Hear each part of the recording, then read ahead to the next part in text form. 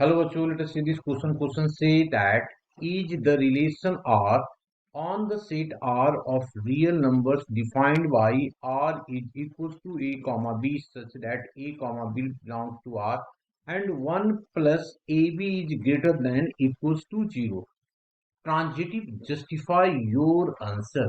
तो सबसे पहले यहाँ पे ट्रांजिटिव की बात कर रहा है तो हम लोग ट्रांजिटिव की कंडीशंस के बारे की कंसेप्ट में डिस्कस करते हैं। तो मैंने लिखा की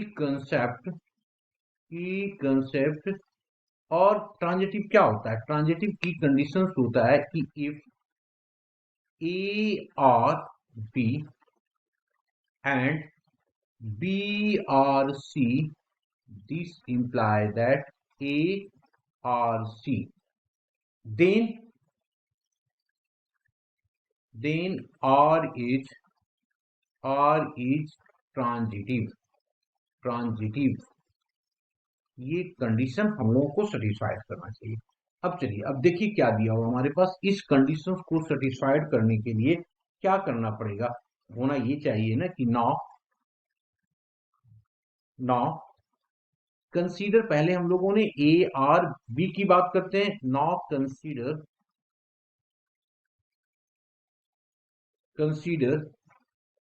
ए R B which imply that क्या होगा 1 plus of AB is greater than 0 and also BRC imply that यहाँ पे greater than equals to की बात करता है ना। 1 plus of BC is greater than equals to 0। ठीक है। अब ये कंडीशन, अब इस कंडीशन को सेटिस्फाई करने के लिए हम लोग कुछ ऐसा टेक करते हैं। देखो, इफ वी टेक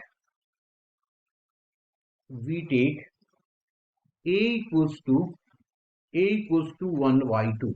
अब अगर a इक्वल्स टू फर्स्ट वाले में 1/2 ले लूंगा तो ये b की वैल्यू कितना आ जाएगा। दिस इंप्लाई दैट b की वैल्यू हम पुट करते हैं यहाँ पे, है ना। तो ये आ गया 1 प्लस ऑफ a लिया हम लोगों ने 1/2 of b is greater than 0। This imply that ये आ गया b/2 is greater than equals to हो जाएगा -1, उधर ले चल जाएंगे तो ये दैट इज -1।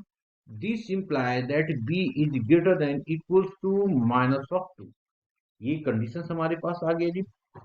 यही आएगा ना कि अगर a की वैल्यू इतना लिया हम लोगों ने तो b की वैल्यू सही है। तो ये कंडीशन आ गया। अब हम लोग c की बात करते हैं। तो ये तो हमारे पास b की वैल्यू आ गया। अब इसको यहाँ पे पुट करते हैं 9। आगे 9 9। अब अगर मैं बात करूं यहाँ पे किसकी वैल्यू ले लूं, मैं c की वैल्यू। तो c क्या पॉसिबल हो सकता है। c की अगर मैं यहाँ पे b की वैल्यू डालूंगा तो 1-2 c is greater than equals to 0। This imply that ये हो जाएगा हमारे पास 1 is greater than equals to 2c।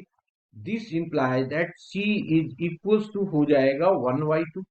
अब हमारे पास जो कंडीशंस बन रहा है वो कंडीशंस क्या बन रहा है। हमने ऐसा लिया कि कंडीशंस को सेटिस्फाइड करे। तो ये हमारे पास कंडीशन आ रहा है पहला पहला हमने लिया 1/2 एंड -2 दैट मीन्स ए और बी एंड है ये रिलेशन सेटिस्फाइड कर रहा है। इसका मतलब ये हो गया 1/2 r ऑफ -2 तो ये सेटिस्फाइड कर रहा है। एंड दूसरा हमारे पास आया है कौन सा जी। This is equals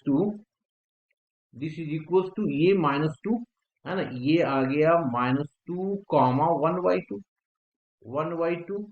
this imply that इसको लिखा हम लोगों ने -2 r/1/2। ये आ गया। अब इन दोनों से क्या हमें आ सकता है यहां से यहां तक। तो ये देखिए, ये पॉसिबल ही नहीं हो रहा है ना। ये होना क्या चाहिए a इक्वल्स टू सी। तो हमारा a तो ये है और ये c हमारे पास है। ठीक है। तो ये हमारे पास आ रहा है नहीं आ रहा है, देखो कंडीशन। अब देखते हैं कि किसके लिए सेटिस्फाइड करना है। AC के लिए, मतलब 1/2 1/2। अब देखो, अगर इसको मैं पुट कर दूंगा वहां पे कंडीशंस पे तो ये कंडीशन सेटिस्फाइड करना चाहिए कितना। AC is greater than 0। Greater than equals to 0, तो पुट करके देखो तो ये आ रहा है 1 plus 1y2 into 1y2, that is कितना आ जाएगा 1/4।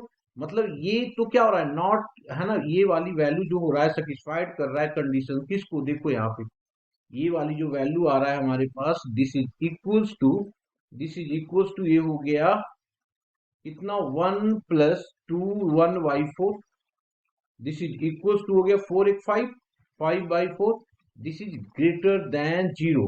ये हमारे पास ग्रेटर देन 0 आ रहा है, तो इसका मतलब क्या आ रहा है, ग्रेटर देन आ रहा है पर इक्वल्स टू आ रहा है, पर ये क्या आ रहा है, सेटिस्फाइड कर रहा है।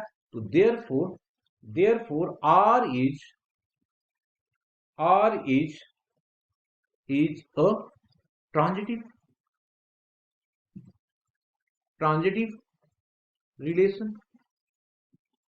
रिलेशन। हमने इसको जस्टिफाई कर दिया। Hope you understood it well. Best of luck.